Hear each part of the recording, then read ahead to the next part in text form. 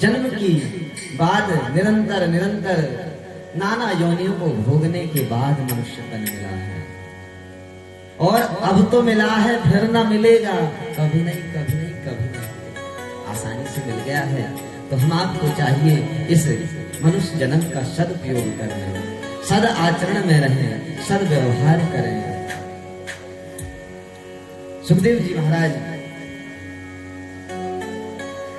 परीक्षित को एवं सूत जी महाराज सुनक आदि 88,000 ऋषियों को, सनत कुमार जी नारद जी महाराज को यहाँ से प्रथम स्कंद श्रीमद् भागवत कथा का प्रारंभ होता है।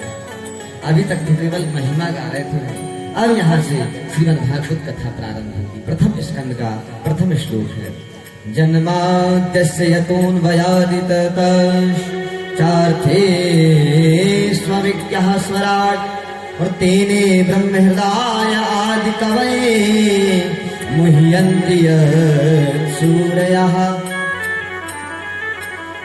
तेजो वारिमृदां यथा विनिमयो यत्र त्रिशर्गो मृषा और धाम्ना स्वेन सदा निरस्तकुहकं सत्यं परं धीमहि। सूत जी महाराज कहते हैं कि प्रथम श्लोक में ही सत्यम परम धीमहि मंगलाचरण किया। अच्छा एक बात बता दें, मंगलाचरण किसका? मंगलाचरण उसका किया जाता है जिसका स्पष्ट अर्थ उसी में लिखा है, जिसका मंगलमय आचरण हो उसी का ना मंगलाचरण किया जाएगा, उसी का मंगलाचरण किया जाएगा। तो यहाँ पर मंगलाचरण किया गया। और जो श्रीमद् भागवत है ना, और मंगलाचरण का प्रथम श्लोक में ही ब्रह्म सूत्र का प्रथम सूत्र है, ब्रह्म सूत्र का कि अथातो ब्रह्म जिज्ञासा, और दूसरा सूत्र है जन्माद्यस्यतः, अर्थात ब्रह्म सूत्र से श्रीमद् भागवत का प्रारंभ कर दिया। कहने का तात्पर्य ये कोई साधारण विषय नहीं है। हमने प्रथम दिन से अर्थात कल से ही ये चीज आपको निवेदित कर रहे हैं कि ये साधारण विषय नहीं, ये तो परमहंसों की संहिता है। हम आप पर सुखदेव जी महाराज की कृपा है कि ये हमें सुलभता से प्राप्त हो रही है। इसमें कहा गया सत्यम परम धीमहि, सत्य की वंदना की। अच्छा एक बात है, ये कृष्ण भगवान का ग्रंथ है, कृष्ण भगवान का ग्रंथ है। तो यहाँ पर जो भी व्यास जी महाराज कृष्णम परम धीमहि कह सकते थे, तो सत्यम परम धीमहि क्यों कहा? इसका समाधान है, सत्य हर व्यक्ति को चाहिए, सत्य के बिना कुछ नहीं है। इसीलिए तो देवता लोग जब भगवान कृष्ण माता यशोदा माता देवकी के गर्भ में आए ना, तो गर्भ स्तुति में क्या गाते हैं? सत्य वृतम सत्य परम त्रिसत्यम और सत्यश्च योनिम निहतम च सत्ये सत्यस्य सत्यामृत सत्य नेत्रम और सत्यात्मकं त्वां शरणं प्रपन्ना। वहां पर भी इन्होंने सत्य की ही वंदना की। सत्य की वंदना क्यों किया? बोले सत्य सभी को आवश्यक है। 4 चोरों ने चोरी की, 4 चोरों ने आप चोरी करने के लिए एक जगह गए और चोरी करके बहुत सारा धन लेकर के आए, लेकिन एकांत में बैठते ही उनके मुंह से एक आश्चर्य की बात निकली। क्या निकली? वो कहते हैं आपस में, देखना भैया बराबरी से बंटवारा करना, अर्थात चोरी करके गए लेकिन उनको भी बंटवारा करना होता है, तो उन्हें भी सत्य का पालन करना पड़ता है। अर्थात सत्य किसी एक चीज के लिए नहीं है, एक विषय के लिए नहीं, एक व्यक्ति के लिए नहीं, एक धर्म के लिए नहीं, सभी व्यक्तियों के लिए। तो कहने का तात्पर्य व्यास जी महाराज यहाँ पर यह स्पष्ट कर देना चाहते हैं, श्रीमद् भागवत सभी भक्त वृंदों के लिए, सभी के लिए, सबके लिए परिपूर्ण ग्रंथ है। सब इसे अपनी अपनी भाषाओं में टीकाकार भक्त वृंद अपने अपने इष्ट देवों को इष्ट मानकर इसकी व्याख्या करते हैं। हम आप भगवान कृष्ण को मान करके इसकी व्याख्या करते हैं। देखिए थोड़ा सा ज्यादा नहीं 10 मिनट का समय लगेगा इसमें। देखिए प्रथम श्लोक है, इसको बड़े भाव से आप श्रवण करिए। ज्ञान का विषय है, ज्ञान का विषय मैं समझ सकता हूँ। हमारे जितने ऊपर से जाता हो उससे तो कहीं ऊपर से तुम्हारे जाता होगा आप लोगों के, नहीं हमारे भी चल जाता है कभी कभी। जब अधिक जटिल विषय आता है तो हम लोगों को पढ़ाते थे, जब हमारे बहुत ऊपर से चला जाता था फिर उसको खींच खींच के नीचे लाए। और अभी भी कहीं कहीं बिहारी जी कृपा कर देते तो अभी भी हो जाता है। तो कहने का भाव, इसलिए मैं आपको सावधान कर रहा हूँ। बोले जन्माद्यस्य तोन्मयादितरतस् चार्थेषु विद्यास्वराट् जन्माद्यस्य यतः जन्माद्यस्य जन्माधिकार रहितस्य यतः यत्र वसुदेव गृहे जन्मे।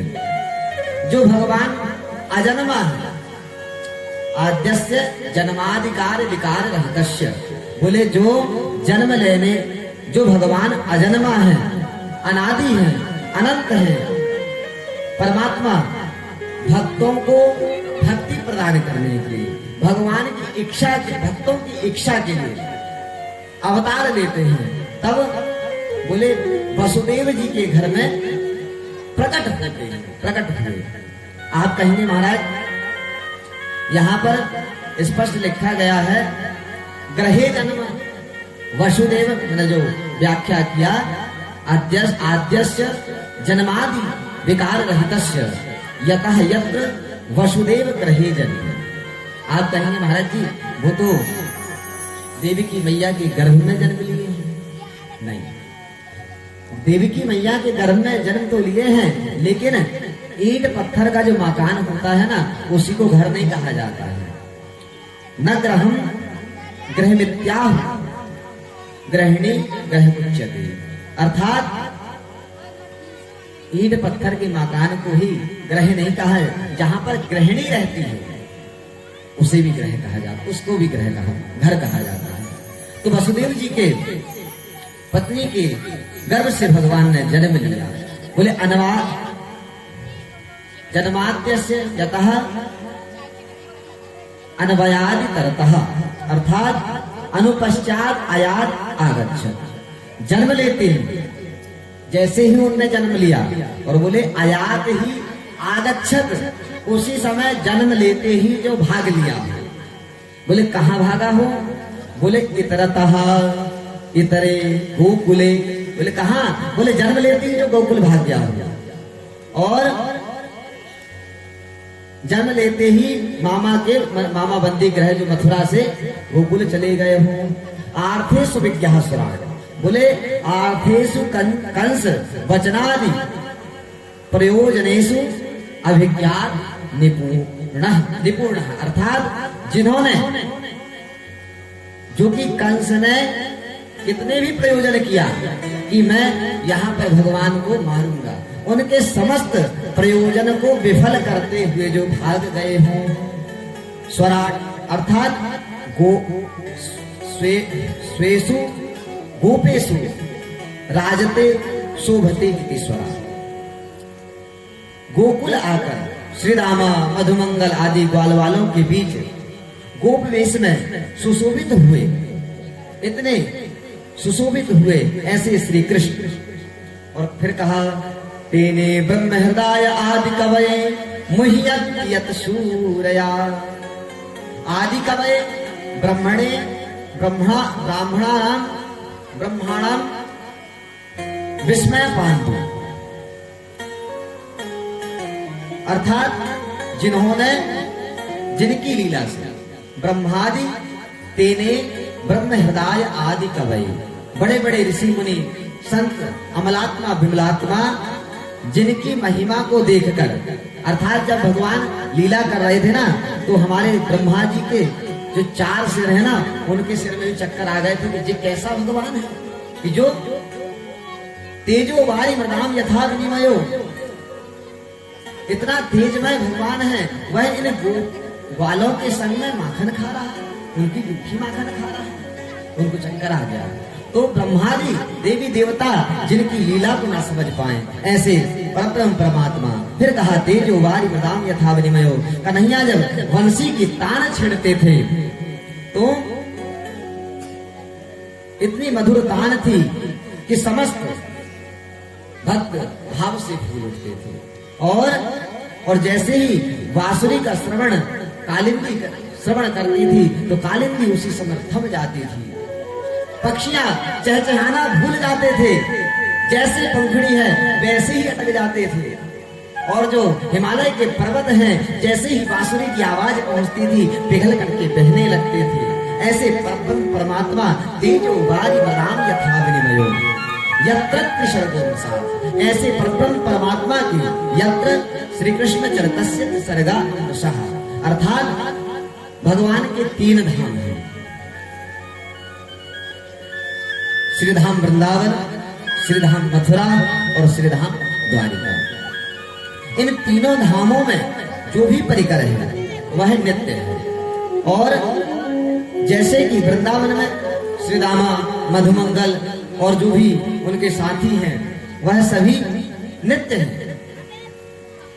मथुरा में अक्रूर इत्यादि, उद्धव इत्यादि ये सभी नित्य हैं। आप ये मत समझिएगा कि ये यहाँ पर आकर के बनते हैं।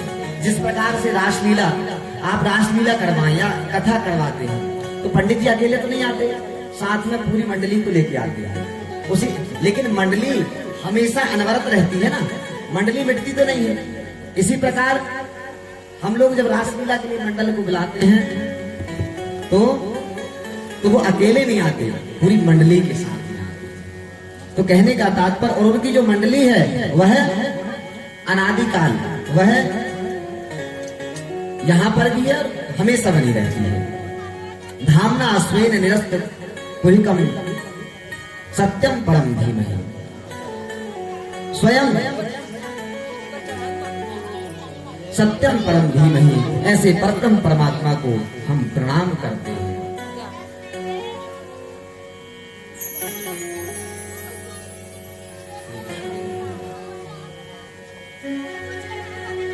ऐसे परम परमात्मा को हम प्रणाम करते हैं। श्री कृष्ण गोविंद हरे मुरारे, हे नाथ नारायण वासुदेवा। श्री कृष्ण गोविंद हरे मुरारे, हे नाथ नारायण वासुदेवा। श्री कृष्ण गोविंद हरे मुरारे, हे नाथ नारायण वासुदेवा। हे नाथ नारायण वासुदेवा, हे नाथ नारायण वासुदेवा। हे नाथ नारायण वासुदेवा, हे नाथ नारायण वासुदेवा। श्री कृष्ण गोविंद हरे मुरारे, हे नाथ नारायण वासुदेवा। श्री कृष्ण गोविंद हरे मुरारे, हे नाथ नारायण वासुदेवा। श्री कृष्ण गोविंद हरे मुरारे, हे नाथ नारायण वासुदेवा। ब्रज राज प्यारे ब्रज में बुला लो, अपने ही चरणों का सेवक बना लो। ब्रज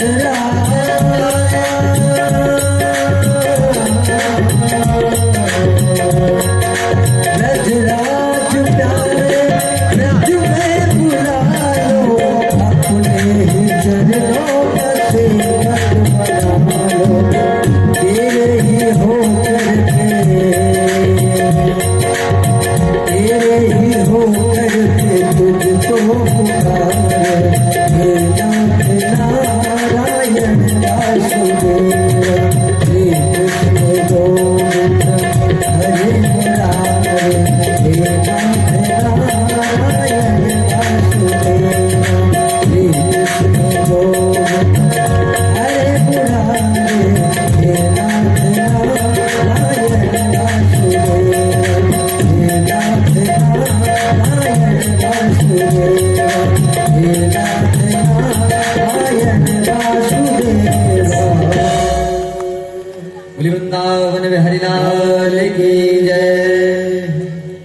इस प्रकार हम उस परम परमात्मा सच्चिदानंद घन परमेश्वर श्री कृष्ण को हम सभी प्रणाम करते हैं। अब व्यास जी द्वितीय श्लोक में अनुबंध चतुष्टयम का निरूपण करते हैं। श्रीमद् भागवत का विषय क्या है, श्रीमद् भागवत सुनने का पात्र कौन है और श्रीमद् भागवत सुनने से क्या लाभ है, यह दूसरे श्लोक में कहते हैं। धर्मः प्रोजित कैत्रवोत्र परमो निर्मत्सराणां शतान् और वेद्यं वास्तवमत्र वस्तु शिवदं तापत्रयोन्मूलनम्। श्रीमद्भागवते महामुनिकृते किं वा परेरीश्वरः सद्यो हृद्यवरुध्यते त्रिकृतभिः सुत्सुत्सुभिः तत्क्षणा।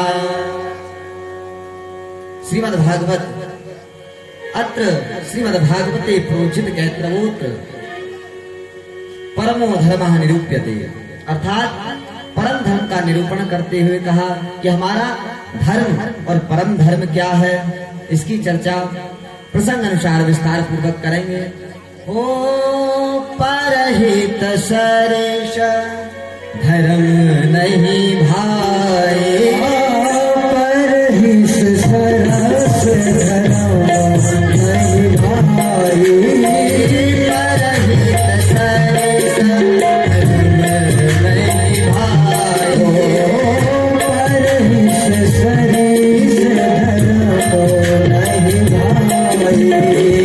परहित सरेस धर्म नहीं भाई,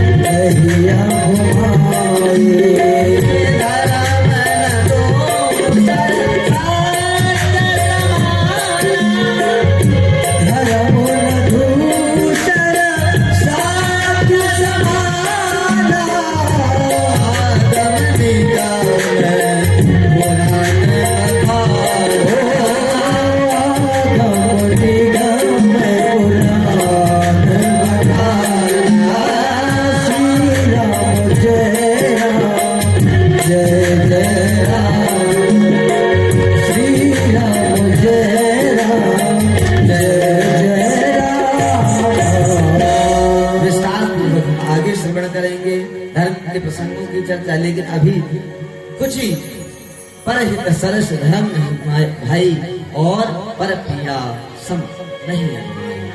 दूसरे की पीड़ा को अपने समान समझना यही सबसे बड़ा परम धर्म है। और धर्म न दूसर सत्य समाना, सत्य के समान कोई धर्म नहीं। और आगम निगम बड़े बड़े पुराणों में यही बखान किया है। तो हम आपको चाहिए कि सत्य का पालन करते रहें। निर्मत्सराणां शतां निर्गतः मत्सरा येभ्यः ते निर्मत्सरः, अर्थात निर्मत्सर। संसार में दो प्रकार के मच्छर होते हैं प्रभु जी। आजकल गर्मियां प्रारंभ हो गई हैं तो मच्छरों का भी ज्यादा बोलबाला रहता है। तो संसार में प्रायः देखने को आता है कि दो प्रकार के मच्छर होते हैं।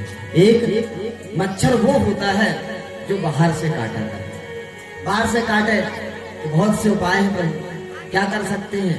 बोले आजकल विज्ञान बहुत आगे बढ़ गया है, मोर्टीन इत्यादि, या हमारे गांव में तो वो मच्छरदानी बोलते हैं, मच्छरदानी के अंदर सो जाओ तो मच्छर से बचा जा सकता है। या फिर एक व्यक्ति बड़ा हास परिहास करता था। उसने क्या किया, अपने आंगन के एकदम कोने में मच्छरदानी लगा दिया और खुद क्या करा, उससे फूक दूर अपनी खटिया लगा लिया और खटिया में सो रहा था। तो किसी ने पूछा, अरे भैया जितू बता, तूने मच्छरदानी वहां लगाया है और यहाँ क्यों सो रहा है? तो बोले बताऊं, मैं मच्छरों को बेवकूफ बना रहा हूं। मच्छरों को पता है कि जहाँ मच्छरदानी रहेगी वहीं तो इंसान सोएगा ना, इसलिए वहीं मंडराते रहेंगे, मैं यहाँ शांति से सोऊंगा। कहने का तात्पर्य मच्छरों से बचने के कई उपाय हैं, लेकिन निर्मत्सराणाम सताम, जो हमारा दूसरा मत्सर है जिसको कहा जाता है ईर्ष्या रूपी मच्छर, इससे बचना बड़ा कठिन है। मच्छर इतना, आप दूध खूब सारा दूध ले आओ और केवल उसमें किंचित मात्र की, केवल किंचित मात्र उसमें खटाई डाल, तो उसमें पूरा दूध फट जाया करता है। उसी प्रकार निर्मत्सर, जिसके जीवन में ईर्ष्या रूपी मत्सर रहता है ना, वह कभी सफल नहीं हो सकता। हम आपको चाहिए हमारे जीवन में ये ईर्ष्या रूपी मच्छर बिल्कुल ना पनपे।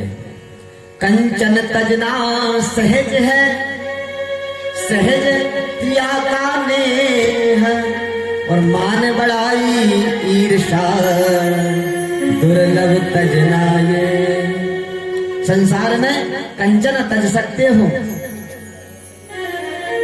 और क्रिया भी तज सकते हो, लेकिन मान बड़ाई ईर्षा दुर्लभ तजना, ये इन दोनों को तजना बड़ा कठिन है। हम आपको चाहिए कि हमारे जीवन में हम ये ईर्षा रूपी मच्छर बिल्कुल न पनपने दें, क्योंकि परमात्मा को वही व्यक्ति प्रिय है जिसके अंदर निर्मल मन है, वही परमात्मा को। अच्छा एक बात बता दें, कल से हम फायदा ही गिना रहे हैं भागवत सुनने के, तो यहाँ पर अभी तक महात्म्य चल रहा था, तो व्यास जी महाराज हैं, उन्होंने दूसरा श्लोक लिखा, धर्म का निरूपण, धर्म का बता दिया कि धर्म ऐसा होना चाहिए, परम धर्म का निरूपण करते हुए उन्होंने क्या बताया, बोले भागवत सुनने के फायदा क्या है, बोले वैद्यम वास्तव मत्र वस्तु शिवदम तापत्रयोन्मूलनम। बोले वैद्यम वास्तव मत्र, अत्र वास्तव वस्तु वैद्यम, जगत जीव और माया तीनों का वास्तव नाम से जो बता दे, तीनों का जो वास्तविक नाम बता दे, वह श्रीमद् भागवत कथा श्रवण करने से जीव जगत और माया के बंधन का बोध होता है, और शिवदम जीव का कल्याण होता है, तापत्रयोन्मूलनम। 3 प्रकार के ताप हमने कल ही बताए थे, 3 प्रकार के जो दैहिक दैविक भौतिक ताप, उनसे मुक्ति मिलती है। किंबा परेरीश्वरा, साधना करते करते जब हम भागवत कथा श्रवण करते हैं तो हम धीरे धीरे धीरे धीरे किंबा परेरीश्वर, भगवान का साक्षात्कार हो जाता है, और सद्यो हृदयवरुद्धते त्रिकृतभी सुसुत्सुभी तत्क्षणात्। एक बात बताएं, जब हमने भागवत कथा श्रवण किया ही नहीं और हमारे मन में एक बार कल्पना उत्पन्न हो जाए, क्या कल्पना उत्पन्न हो